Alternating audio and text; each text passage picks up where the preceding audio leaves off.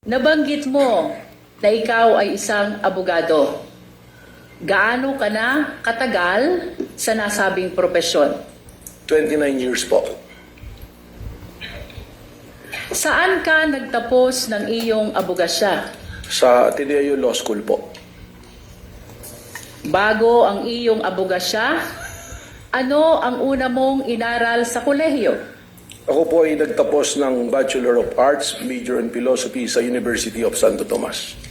Pagkatapos naman ng abogasya, Mr. Witness, ano ang iyong inaral kung mayroon man? Nag-aral po ako ng Masters of Law, major in Corporate and Finance Law sa Wayne State University, Detroit, Michigan, USA po. You are here as NBI Director. Bago ka itinalaga bilang NBI Director, ano ang iyong mga naging trabaho kung mayroon man? Bago po ako itinalaga na NBA Director, kasalukuyan po ako naglilingkod bilang Dean o Dekano ng Lyceum Alabang College of Law.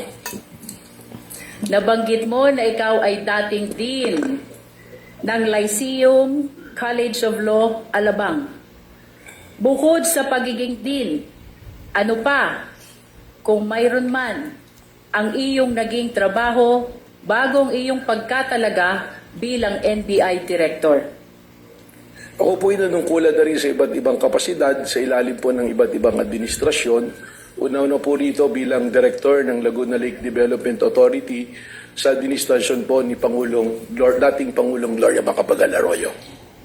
Nabanggit mo na ikaw ay naglingkod bilang Director ng Laguna Lake Development Authority panahon ng dating Pangulo, Gloria Macapagal Arroyo. Ano pa, Mr. Witness, kung mayroon man, ang iyong naging trabaho bago ka itinalaga bilang NBI Director? Sa administrasyon po din ng dating Pangulong Gloria Macapagal Arroyo, ako rin po ay nanungkulan bilang General Manager ng Manila International Airport Authority at sa administrasyon din po ng dating Pangulong Rodrigo Roa Duterte, ako rin po ay nanungkulan sa iba't ibang kapasidad po.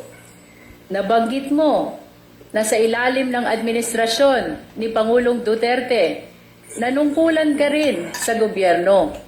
Ano itong mga posisyon mo sa gobyerno na iyong nabanggit? Objection, Your Honor. Relevance. Your Honor, may I Counsel may respond? answer. Counsel may respond, The rather. prosecution, Your Honor, is establishing the competence of the witness, the qualification as an official of the government.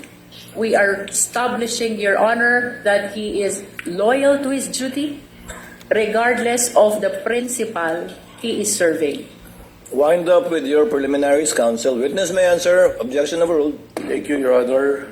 Ako po ay nanungkulan bilang Presidente at CEO ng National Transmission Corporation mula po noong January 2017 hanggang Marso 2022 at pagkatapos na ako po ay tinalaga bilang Cabinet Secretary po ng dating Pangulong Rodrigo Roa Duterte. Kaugnay pa rin ang iyong pagiging NBI Director. Kailan ka itinalaga sa nasabing posisyon? Ako po ay nai-appoint noong pong February 20 ng kasalukuyang taon po.